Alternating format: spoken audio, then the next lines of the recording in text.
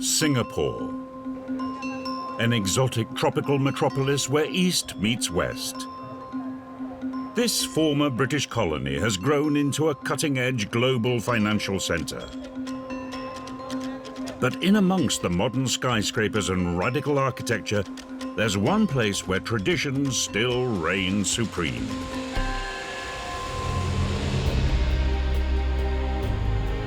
Raffles Hotel has been a fixture in Singapore for 130 years. Singapore has changed so hugely, and yet still you find in the midst of this Raffles, a little enclave where every blade of grass seems to have been cut to the prescribed length. It's an anomaly. It's a little white jewel box in a great big modern city of skyscrapers. Now it's reopening after a 2-year and multi-million-dollar renovation. It's 8:45 a.m., so good numbers today. It's the first national holiday since the upgrade, and the staff are expecting a full house. The first entrance, I must make it very impeccable. The gravel driveway must be swept nicely. The 5-star guests will demand 5-star attention to detail. Oh, this is bad. The gravel is not being swept nicely, you see. So I have to get the sweeper to get it swept over. Everything must be perfect, from the doorman. The pressing of my uniform is most important. This is a very unique uniform. Everybody knows which hotel I'm working for. To the cocktails. We're going to need a bit more gin. It's always good to be prepared. It's like going to war sometimes. The hotel's wealthy guests will have high expectations. You're very rich. You've checked into Raffles. Of course you have. And now you just want to be cosseted. And look, here comes the butler. A top suite here can cost up to £10,000 a night. Sadiqa, you checked your suite already? All good? But at least it comes with your own personal help. Just make a little adjustment to the alignment, all right, to make sure that it's good. Look at this small one. We are responsible for the guest journey from pre-arrival all the way to departure. So all they really need to do is to press a button in the suite to connect to the butler, and we'll be there to look after them. Butler service is all about knowing their clients better than they know themselves. Here, they keep a file on each guest so they can anticipate their every need. I more or less wanted to adopt the butler I was given on my most recent visit. Her name was Jin, and I thought that was a practical joke being played on me by the management because they know probably a little bit too much about my drinking habits. So tell me about the guests. What is the guest like? Understood that Mr. drinks decaffeinated coffee. Good. I placed in two. Mm-hmm. Mrs. loves sweet berries. And I have placed in the sweet berries tea bags as well. Some guests have more unusual tastes than mere fruit tea bags. I recall one time when a guest actually asked me, Grace, could you do me a favor? So I like to buy the fake snakes and the fake reptiles because he would like to frighten the wife in the bed. So he wanted me to buy those fake snakes and put it in the sheets. And I said, is this really what you want me to do? And he said, yes. I said, would Mrs. get a real fright? I don't want her to freak out. And he said, no. We pull pranks on each other all the time. And then the rest is history. But at this tropical hotel, the visiting wildlife hasn't always been plastic. There were certainly times when the outside world reared its head at Raffles.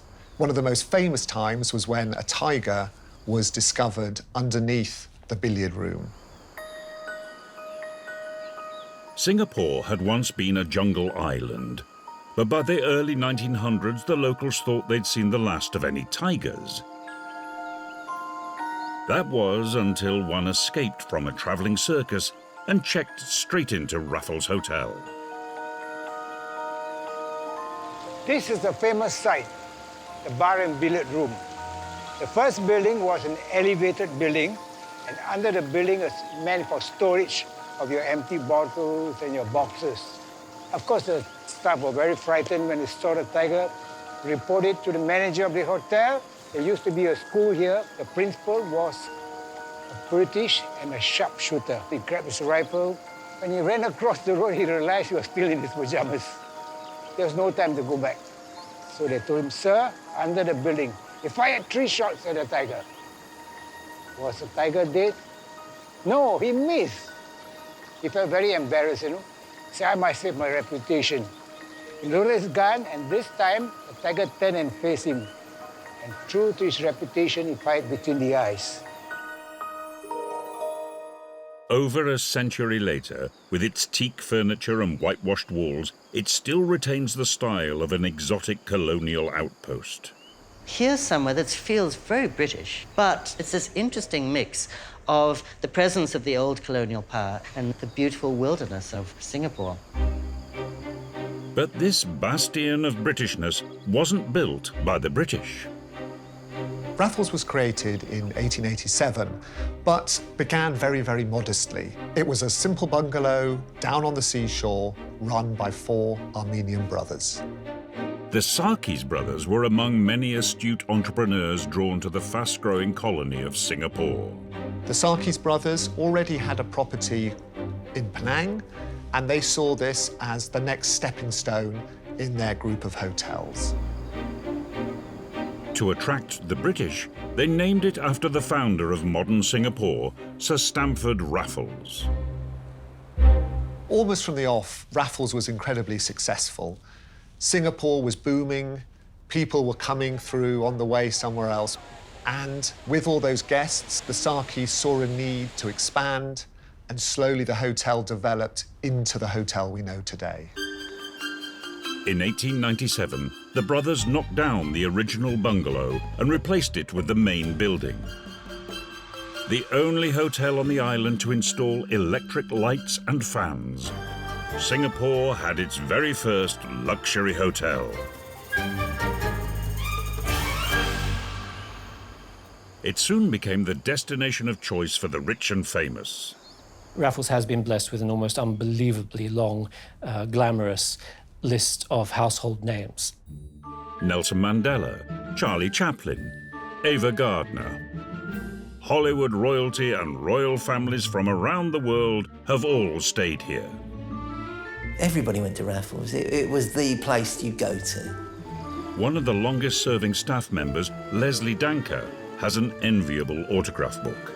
Over the years, I met so many famous people, celebrities, writers, actors.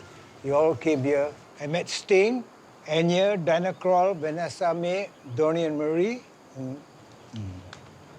and David Beckham. Also, I met up with him. Jackie Chan also.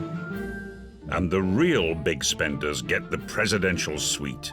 Antique furniture, Tiffany silverware, hand-woven carpets, and 260 square meters of space. To you and I, that's almost 4 times the size of the average house. This is the famous presidential suite, where a lot of heads of state have come here, stayed here.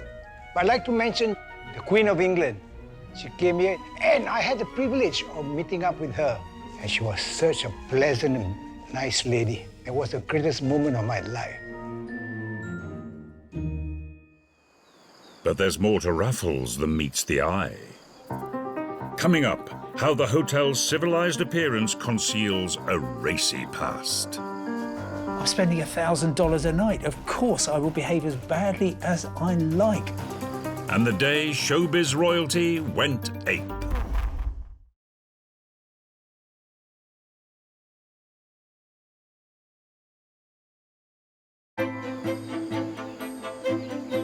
After a multi-million-dollar refurbishment and 2 years closed to the public, one of Singapore's most famous luxury hotels has just opened its doors again.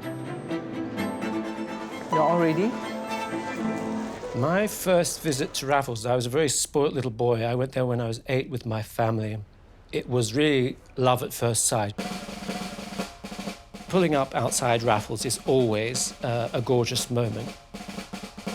Not least because you will be greeted by Narayan Singh, the magnificent, mustachioed, beturbaned Sikh keeper of the kingdom, and possibly the man with the strongest handshake in Asia. When Singapore first became a colony, the British brought in Indian soldiers to keep the peace. To this day, it's tradition that the doorman is a Sikh in military-style dress uniform.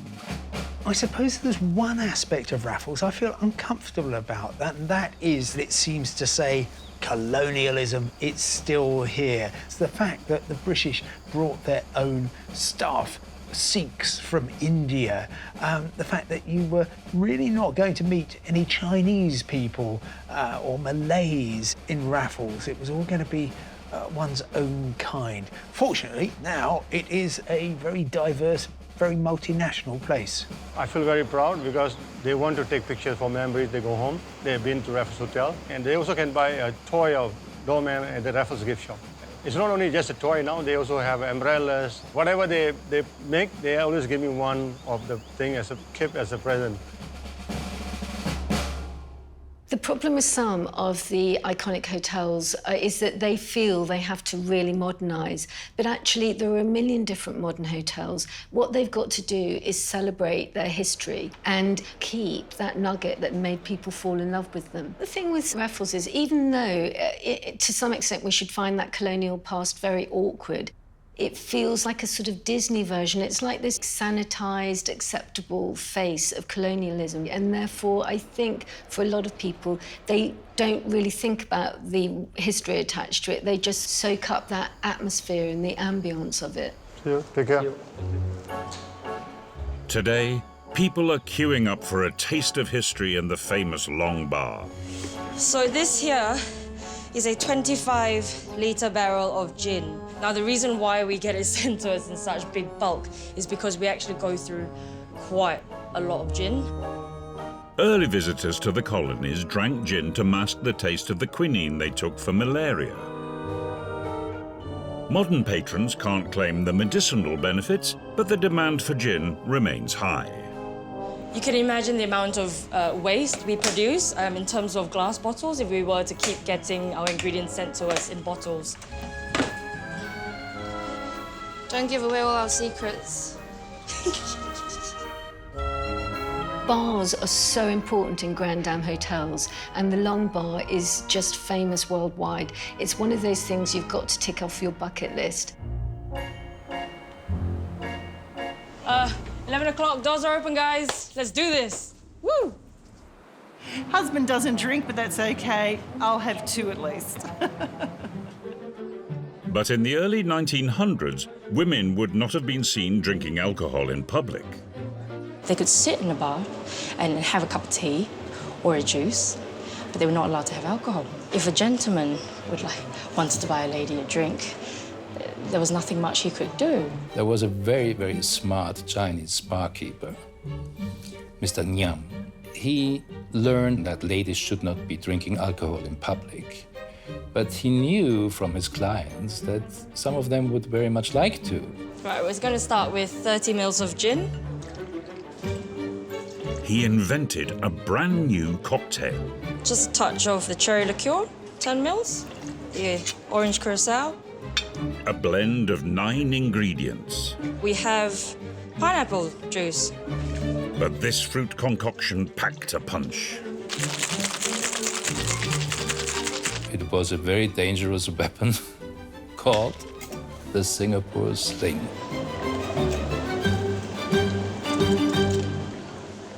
You've got quite a lot of booze in there, actually. It does not taste as if there's a lot of booze in there, but once you have, 1 or 2, you'll find it quite hard to stand up. Most importantly, it doesn't look like an alcoholic drink, thereby allowing the hotel's female clientele to secretly enjoy a tipple. And everyone was doing this. Hey, look. What she's drinking. It's okay, it's just fruit juice. Don't worry about her. This sneaky snifter is now the country's national drink. If you're in Singapore and in Raffles, not having a Singapore sling, you have yet to see Singapore. Sorry. 7,000 miles away, this West London distillery plays a vital role in Raffles hospitality. This is exactly where all the craftsmanship and what we call the magic happens. Sam Galsworthy and his team supply the hotel with gin. Gin's flavourings all come from the ingredients you put in. These ingredients here, these are the basis, staples, recognised botanicals: juniper, angelica root, licorice root, cinnamon, cassia, orange and lemon peel. This is what makes a very classic, stunning, smooth London dry gin. To mark the centenary of the Singapore Sling, the hotel commissioned its own bespoke gin and created a brand new version of the Sling. For this creation, we have looked at some ingredients that would be prevalent in the Southeast Asian basin. So you've got pomelo, from part of the grapefruit family, lemongrass. This is real underlay of spice, and that spice is needed to travel. You need to be able to taste the gin as it sort of battles its way through the different, really flavourful ingredients. Sam himself has a very personal connection to the hotel, going all the way back to the founder of Singapore.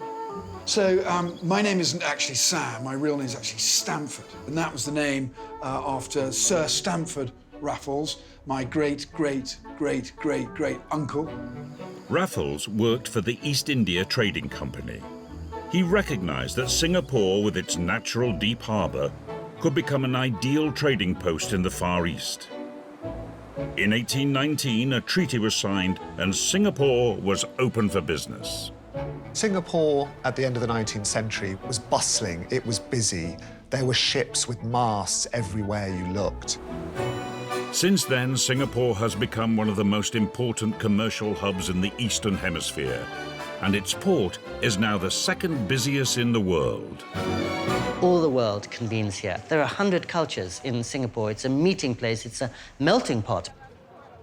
Singapore is the very heartbeat of the East. I think it's hard to find a more multicultural, hyper-diverse, all-embracing city, and you can't go to Singapore without going to Raffles Hotel.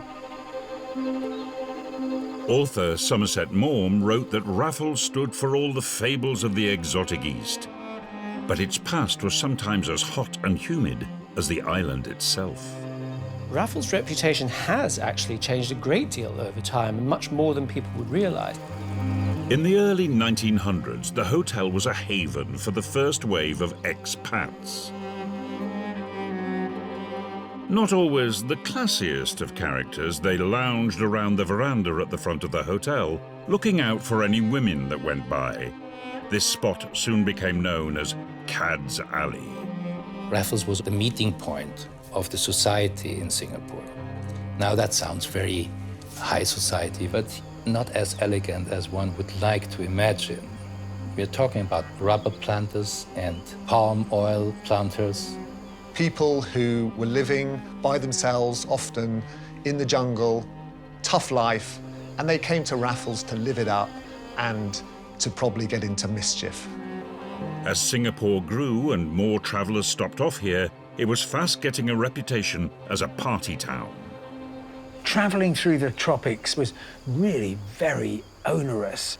And suddenly you get to Singapore, somewhere which has a very different atmosphere, a very racy atmosphere. There's quite a lot going on here, and not all of it might be strictly legal, and let's have some fun. While staying at Raffles, it was as if you were in a world of your own. If you stepped outside, very quickly you would be down on the docks and amongst ne'er-do-wells, opium dealers, confidence tricksters, and people looking to part you from your money. Nowadays, it is synonymous with five-star luxury and fine dining, with 6 restaurants, a spa, and rooftop pool. The very rich, from what I've observed, love to create their own little world, and therefore they've got this solar system which consists of superb hotels in various great world cities. So in 1993, where else would the biggest pop star in the world choose to stay? This is the entrance of the presidential suite, premier suite in Raffles Hotel. And this entrance have a very special significance for Raffles Hotel. This is the window where Michael Jackson stood here and waved to the crowd. Jackson's legendary Dangerous tour was greeted with hysteria in Asia. In Singapore, when you mention, especially taxi drivers, you want to go to Raffles Hotel, the first thing they say, that's a Michael Jackson hotel. The Prince of Pop was staying with the Queen of Hollywood, Elizabeth Taylor, and both wanted to be treated like royalty. He wants to have the whole zoo for himself. Singapore Zoo is beautiful, but we cannot close off for a day. But what guests want, they get. So the zoo came to Raffles. It was one morning, the orangutan and a chimp visit him for breakfast.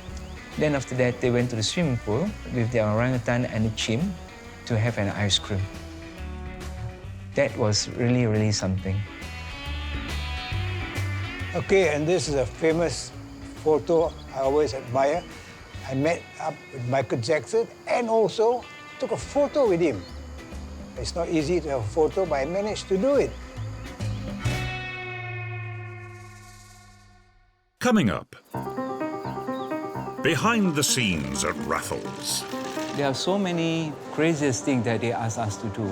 It's a place of secrets. Attentive room servants would find Mr. Noel Coward swimming in the pool, naked.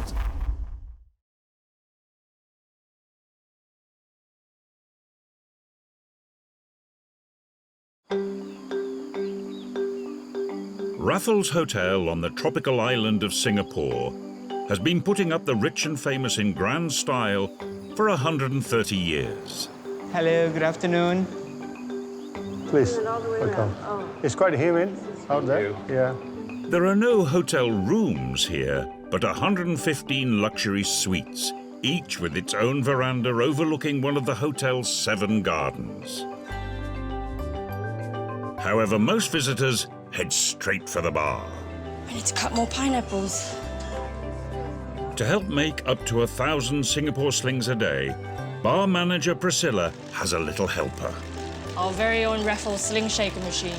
It has 6 inserts, whereby we can actually put one of these big shakers in there, and each one of these shakers houses up to 3 cocktails. So we make about 18 Singapore slings at one go. Sadly, no such mechanical help for concierge Ross Lee. I need to have this folder in place in 224. The guests will be arriving shortly, so she just need it. We always have to use staircase, no lifts. Rosley, incredibly efficient. That's why he's got the job.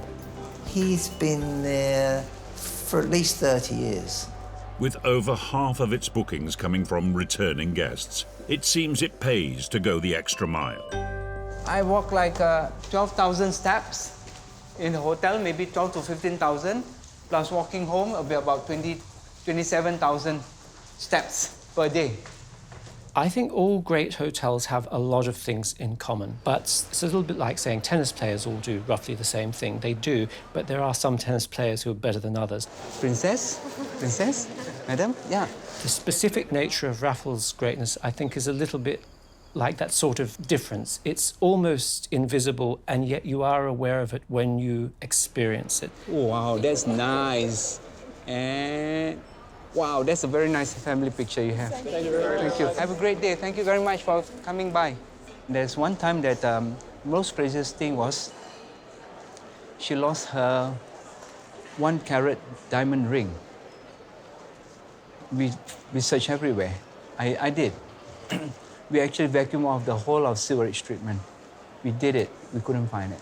Seriously. I was telling her, the only thing is, when was the last time you actually saw it? It was on the sink. So when I actually, with the engineering, hold the sink and shake it, we heard like a coin. Cling, cling, cling, cling. He's a professional. He has a hammer. Give one knock, bang! There you are. These are the little craziest thing that I've ever met. Yeah, sometimes things happen. sure the door is locked. When it comes to delivering a personalised service, the butlers are on the front line. During the stay, we would actually find out more about their plans for the stay. Perhaps there's something that we can pick up from conversation that would help us anticipate their needs before they ask us. The last time before the guests left, they mentioned that they did not have enough time to explore the city. So I've chosen these places for them and added into the itinerary. Beautiful. I think they will be very pleased with this.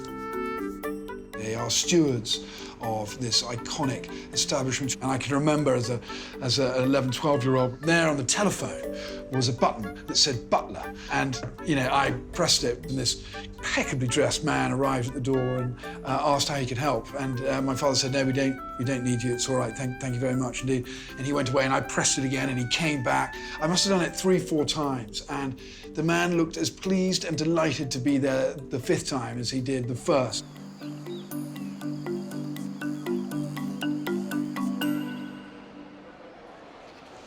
But I was looking at the clock. Oh, I think it's about time for me to have it won. One of its most famous returning guests started a tradition that relies on the grandfather clock in the lobby. It's my best friend. Not only our best friend, it's the most loyal servant of the hotel. Noel Coward was a regular at Raffles for nearly 40 years, and one of his most famous songs has been played here every night since 1931. Every evening, without fail, when the clock chimes at 8 o'clock in the evening, that's where the residence pianist will play the song. Since 1931, every evening.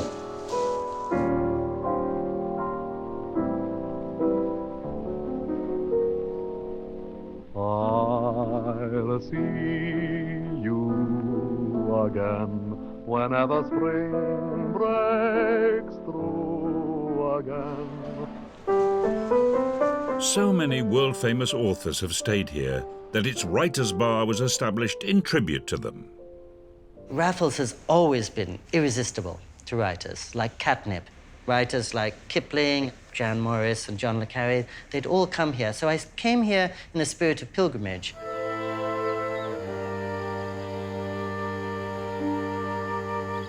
This is the palm court wing of Raffles Hotel. Right on the ground floor, last but one room, that's where Somerset Maugham used to stay. Somerset Maugham was an English novelist and playwright, one of the most popular authors of his era. He'd come to a bar in Raffles, like this one, to eavesdrop and to engage people in conversation and then produce the stories that enchant us even now. So it's an irresistible place for writers. It gives you the privacy in which to work and the company in which to get material. One of the hotel's best-kept secrets is the nighttime antics of one of its most famous visiting writers. It is probably a not known fact that Noel Coward not only enjoyed Raffles to the maximum, but he also enjoyed the swimming pool there very, very much. And attentive room servants and people who were up at 4 o'clock in the morning would find Mr. Noel Coward swimming in the pool, naked. By the 1920s, the wives and daughters of plantation owners were starting to arrive on the island, so the entertainment on offer needed to move up a gear. There are a lot of changes that have been taken place. Right on the driveway, they put a structure, opened 21st January 1921, and that became known as the Ballroom of Raffles Hotel.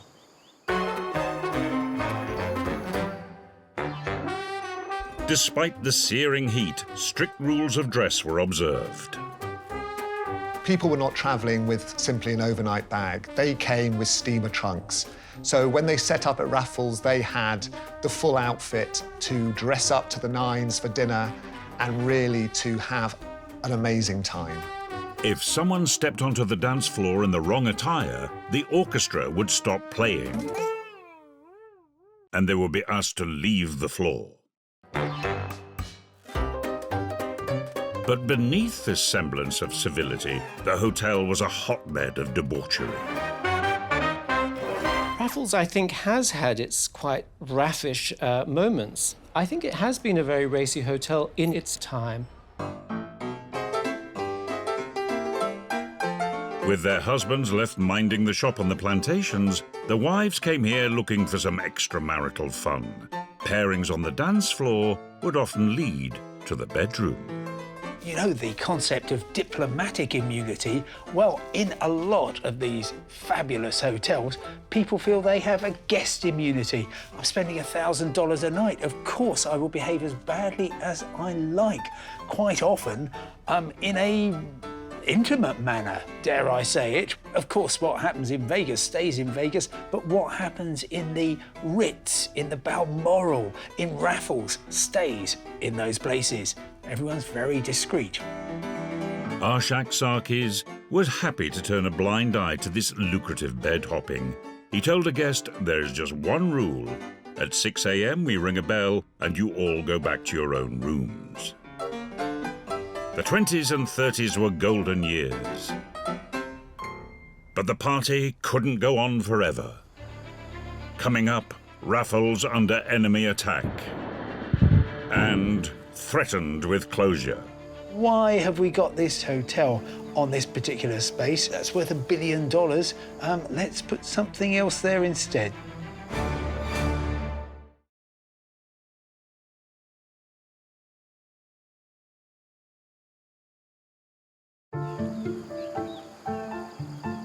Known as the Grand Arm of the East, Raffles is the epitome of British colonial splendour.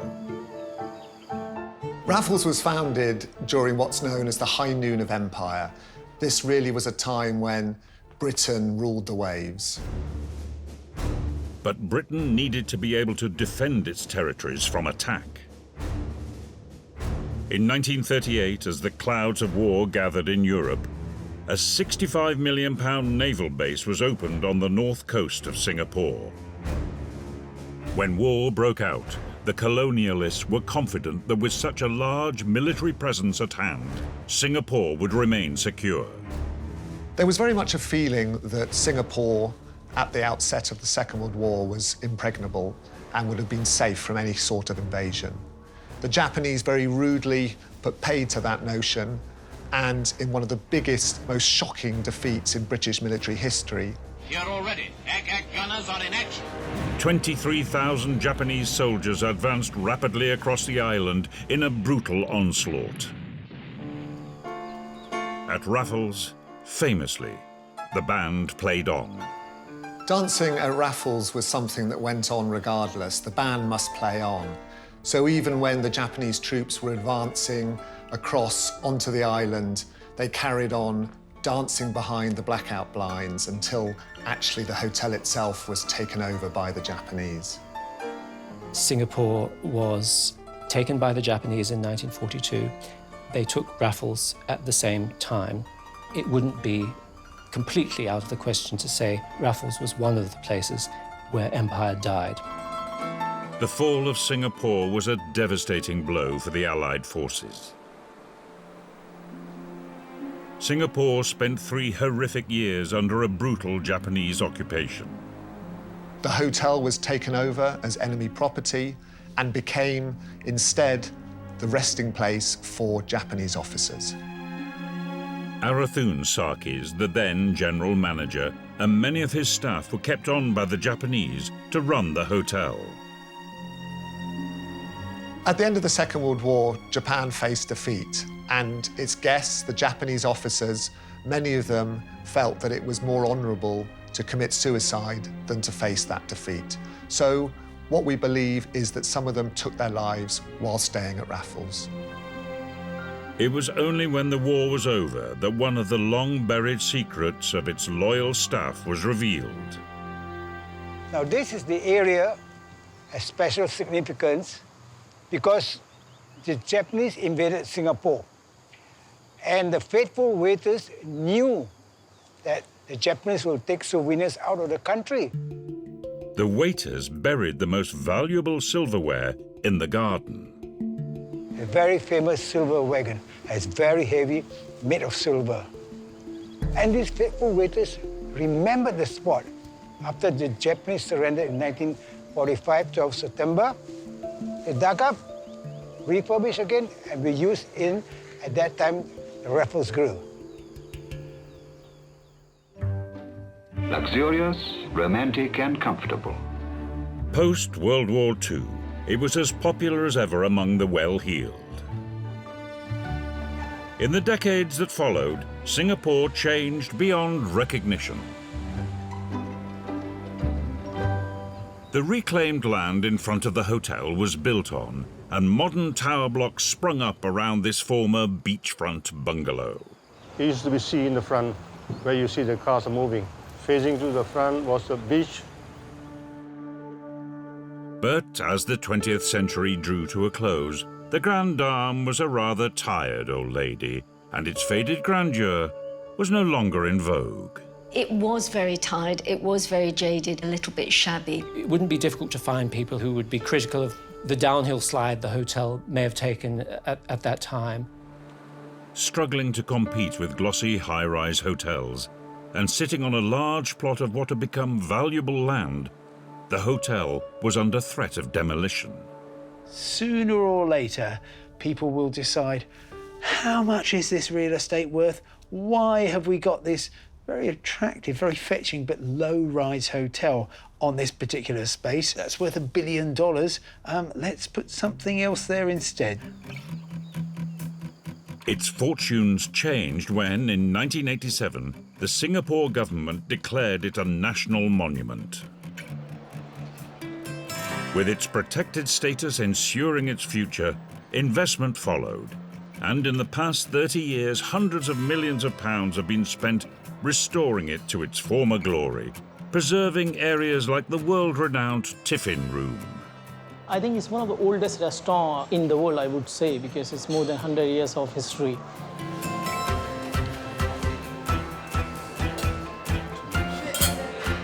I think the true skill in a development of an iconic building like that is keeping what was really important to keep, while subtly incorporating gentle upgrades.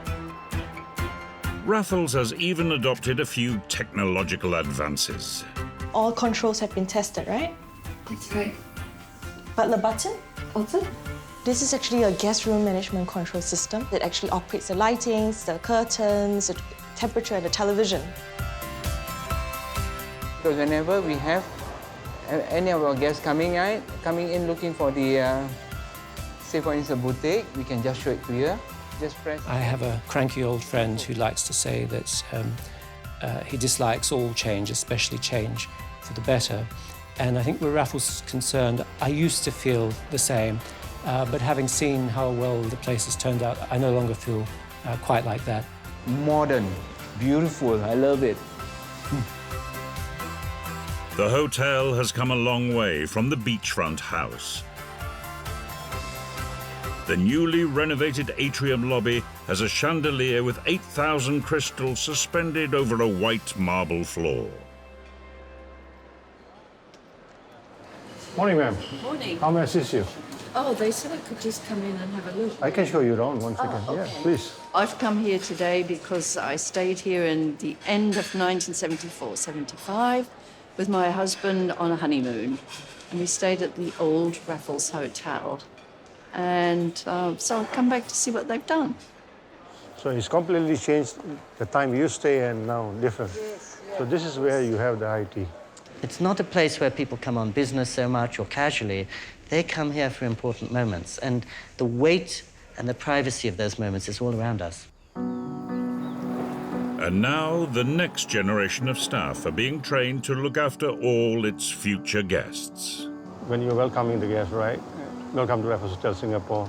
Your handshake and your eye contact, they're level. I'm a head doorman now, but I'm also training the 6 new doormen who are on board now. I expect the highest standard. Most important thing that the service should provide from the heart. Everything's good? Yes, very Okay. nice. Thank you. Thank you. Thank you so much for your patronage. When they arrive as a guest, when they leave as a friend, when they return, they are as a family. You have a good trip. Look forward to see you. I hope you enjoy your stay. Yes, we did. And we have many return residents around. Very good. Take care. We have a privilege to meet so many different type of people in different walks of life. People who are really rich and people who have saved an entire lifetime to stay with us. Bye. So we are very privileged to meet guests like that. I think Raffles Hotel will definitely outlive all of us. It's a building, but it has a life of its own. Despite the high rises around it, it remains forever Raffles Hotel.